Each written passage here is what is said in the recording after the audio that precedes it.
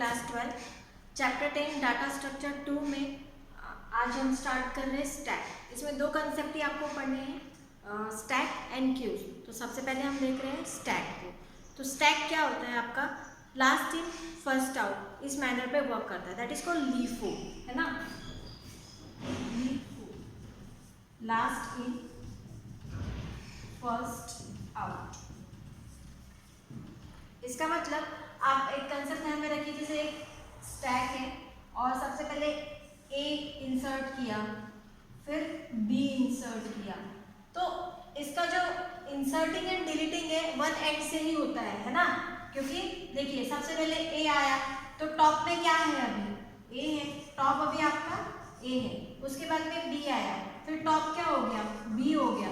तो इस तरीके से टॉप चेंज होता है ना, कि वन ही एंड से इंसर्ट हो रहा है। अगर हम बी को डिलीट करने चाहेंगे तो बी अगर डिलीट होगा तो बी यहाँ से डिलीट हो गया। अभी आपका टॉप क्या है? टॉप आपका ए रहेगा। तो वन एंड से ही इंसर्शन एंड वन एंड से ही डिलीशन। तो आप देखेंगे कि इंसर्ट हो रहा है और जब डिलीट होता है तो जो टॉप की वैल्यू है, टॉप की वैल्यू डिलीट हो रही है, तो जो लास्ट में आई वैल्यू है वो डिलीट हो रही है।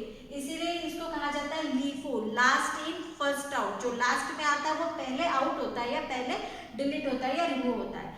अब यहाँ पर कंसेप्ट है कि अगर स्टैक के अंदर कोई वैल्यू इंसर्ट हो रही है तो इंसर्टिंग के लिए यहाँ पर inserting in a stack, inserting के लिए यहाँ पे कहा जाता है पुश। यहाँ दो टर्म्स यूज किए जाते हैं।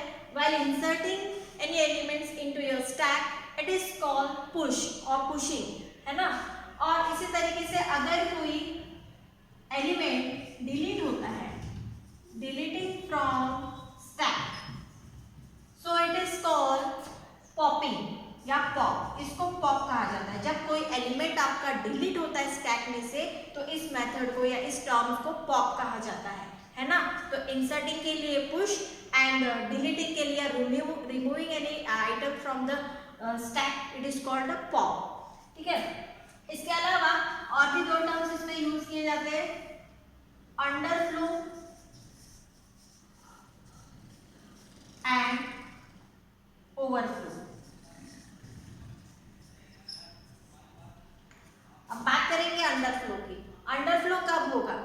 जब आपका स्टैक पूरी तरीके से एम्प्टी है, आपके स्टैक में कोई भी एलिमेंट नहीं है and you are trying to delete any और you are trying to pop any item from your stack. So इस कंडीशन को कहा जाता है अंडरफ्लो की कंडीशन, कि स्टैक के पास में कोई एलिमेंट ही नहीं है। जैसे ये आपका एक स्टैक है और इसमें कुछ भी नहीं है, it is a empty stack. और एम्प्टी स्टैक में से आप ट्राई कर रहे हैं कि कुछ डिलीट कर दे, आप कुछ पॉप कर दे या रिमूव कर दे, तो इस सिचुएशन को कहा जाता है अंडरफ्लो। इस टर्म को कहा जाता है अंडरफ्लो, कि स्टैक में कोई भी एलिमेंट नहीं है और आप ट्राई कर रहे हैं कि उसमें से कुछ आइटम डिलीट हो जाए आपका। उसके बाद बात करेंगे ओवरफ्लो। तो ओवरफ्लो क्या होता है? ओवरफ्लो मतलब जब आपका जो स्टैक है वो फिक्स्ड साइज का है, वो स्टैटिक है ना, उसकी साइज चेंज नहीं हो सकती डायनेमिकली, तब ये सिचुएशन आती है कि फिक्स साइज है। मान लो यहाँ पे स्टैक का साइज फिक्स है 1 2 3 4, only 4 element can be inserted in your stack and you are trying to insert a fifth element into your stack. Last element already यहाँ पे आपका fill है, जैसे 1 2 3 4 आपका stack पूरा fill है और you are trying to insert another element here 5. So it is a fixed size stack.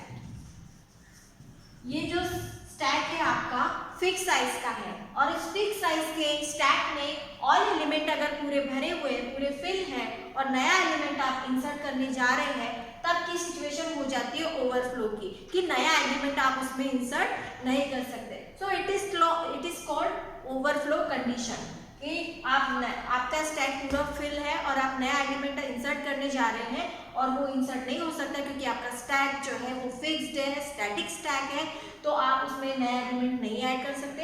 इस सिचुएशन को आप ओवरफ्लो की सिचुएशन कहेंगे। ठीक है। लेकिन हमको यहाँ पे जो है स्टैक पढ़ना है, आपका डायनेमिक स्टैक ही पढ़ना है। ठीक है।